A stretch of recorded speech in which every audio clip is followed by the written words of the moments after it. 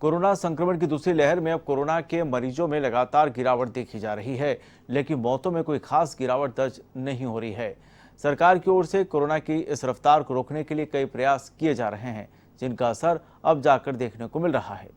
अस्पतालों में मरीजों का दबाव कम हुआ है, लेकिन अब ब्लैक फंगस और मानसिक बीमारियों के साथ साथ कोरोना की तीसरी लहर चिंता बढ़ा रही है।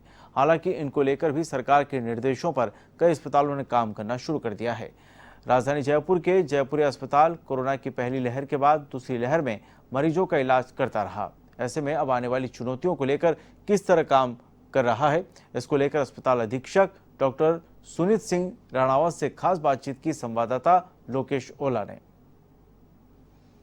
देश में कोरोना की दूसरी लहर अभी भी जारी है। लगातार कोरोना के आंकड़े कम हो रहे हैं, लेकिन चिंताएं अभी भी जारी है। मृत्यु दर लगातार उसी तरह से बरकरार है जिस तरह से पहले चली आ रही है, और इसी तरह से अब दूसरी लहर में किस तरह की और चिंताएं रह सकती है, इन्हीं सब बातों को लेकर चर्चा के साथ हमारे साथ जयपुरी अस्पताल के अधीक्षक डॉक्टर सुनीत सिंह राणावत मौजूद है। सर, किस तरह की चुनौतियां अभी भी बरकरार है, दूसरी लहर अभी भी जारी है, उसको लेकर?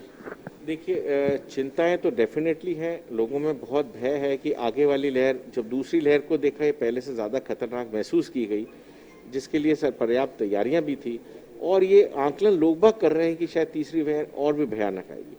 पर मैं लोगों को ये बताना चाहता हूँ, इसमें कोई घबराने की बात नहीं है। डॉक्टर्स मुस्तैदी से काम कर रहे हैं, स्टाफ मुस्तैदी से कर रहा है, मीडिया अपना काम कर रहा है, सरकार लॉजिस्टिक सप्लाई कर रही है। तो आपको किसी को भय की स्थिति में आने की ज़रूरत नहीं है, पहली बात।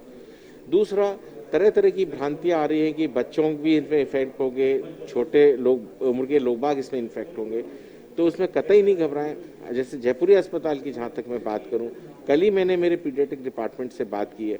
हमने एक स्ट्रेटेजी बनाई कि 0 से 1 साल के बच्चे आते तो हम कैसे ट्रीट करेंगे, 1 से 10 साल आएंगे तो हम कैसे इलाज करेंगे, 10 से 15 को हम कैसे करेंगे, कहाँ कहाँ उनका प्लेसमेंट होगा, क्या क्या दवाइयाँ चाहिए, छोटे बच्चों के लिए कितने वेंटिलेटर्स और वो चाहिए। तो मैं आपको बता दूं, मैंने 10 बेड का न्यूनेटल आईसीयू भी तैयार कर लिया है, जो 1-2 दिन के अंदर पूरी तरह हम उसको इक्विप कर देंगे। सर, बात करें दूसरी लहर की, तो 2 महीने का समय हो गया है। किस तरह का एक्सपीरियंस रहा आपका इस 2 महीने के पीरियड में? यहाँ जब से मेरे को आज आप ऐसे दिन आए हैं कि जो मुझे 1 महीना इस अस्पताल, कोविड अस्पताल में पूरा हुआ है, इस 1 महीने के हमने कई चुनौतियों का सामना भी किया है। 24 घंटे निरंतर जो हमारी सेवाएं थी वो सुदृढ़ की गई। हमारे इसके अंदर एक अपने आपातकाल हेल्पलाइन नंबर लगाया, पेशेंट्स का इवैक्यूएशन का रास्ते अलग कर पाए।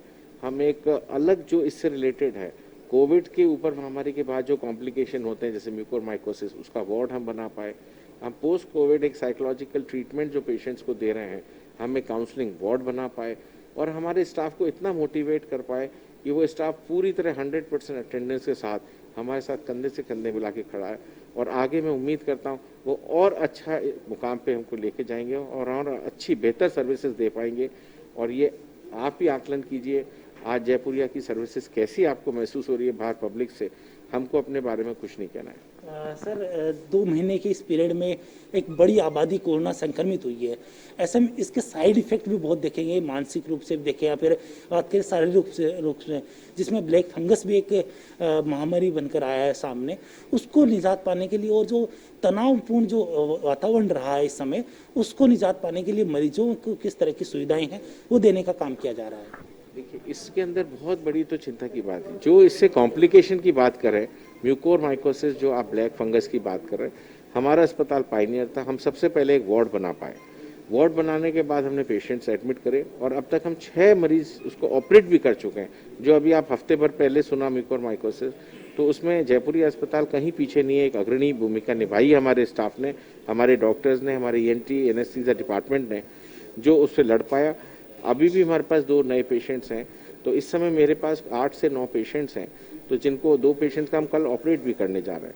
ये म्यूकोरमाइकोसिस। दूसरा, हम साइकाट्रिक की बात करें, जब साइकोलॉजी की बात करें, तो एक हम काउंसलिंग रूम बना पाए हमारे डॉक्टर्स के साथ, और वो हमने कल से ही पहल शुरू की है। उसके अंदर हमारे 5 पेशेंट्स भर्ती हुए। आते मुझे आज पता लगा 1 पेशेंट हमने और दिया। और एक हम पॉलिसी के तहत एक बनाना चाह रहे हैं कि जो पेशेंट यहाँ से डिस्चार्ज हो, वो बिना काउंसलर को दिखाए घर नहीं जाए। मैं सोचता हूँ ये कहीं भी ये फैसिलिटी है नहीं।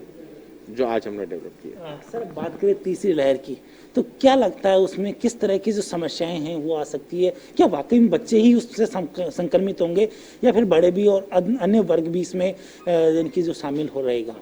ये बिल्कुल सोचा जा रहा है कि जरूरी नहीं है बच्चे, हर वर्ग इसके अंदर आएगा अगर आता है तो। हम तो उम्मीद ये लगाते हैं भगवान ना करे ऐसी सिचुएशन आए, पर हर वर्ग आएगा तो हर वर्ग से निपटने की एक तैयारी हमारी है। इसमें साइकोलॉजिकल प्रॉब्लम जो आएगी, लोग बाग एंटिसिपेटरी देखते हैं ये ऐसा होगा और ऐसा होगा, तो उसके अंदर इसमें कोई घबराने की ज़रूरत कहीं नहीं है। मैं लोगों से भी अपील करता हूं कि कहीं बिल्कुल ना घबराएं, सरकार आपकी तरफ पूरी तरह आपके साथ है, डॉक्टर्स, पैरामेडिकल, जितना भी हमारा नर्सिंग स्टाफ है वो आपके साथ है। हम जी जान से आपके साथ लगे रहेंगे और कभी भी जो आपने देखा है साल से ज़्यादा, कभी भी आपको कोई मरने का मौका नहीं दिया है और मैं आपको तहे दिल से कह सकता हूं कि हम आगे भी आपको बोलने का मौका नहीं देंगे, उसी तन्मयता से कार्य करेंगे जैसा कि हम करते आ रहे हैं। तो ये थे डॉक्टर सुनीत सिंह राणावत जो जेपी अस्पताल के अधीक्षक है, जिनका भी कहना है कि दूसरी लहर से खतरनाक तीसरी लहर रहेगी। साथ साथ जो तैयारियां पहले से ही करनी चाहिए वो भी शुरू कर दी गई है। इसी के साथ में जो कोरोना के अलावा आफ्टर कोविड जो समस्या आ रही है उनको लेकर भी पूरी तैयारियां यहाँ पर की जा रही है और मरीजों को सुविधाएं उपलब्ध करवाई जा रही है। जयपुर से कैमरामैन विजयगिरी के साथ मैं लोकेश ओला, A1।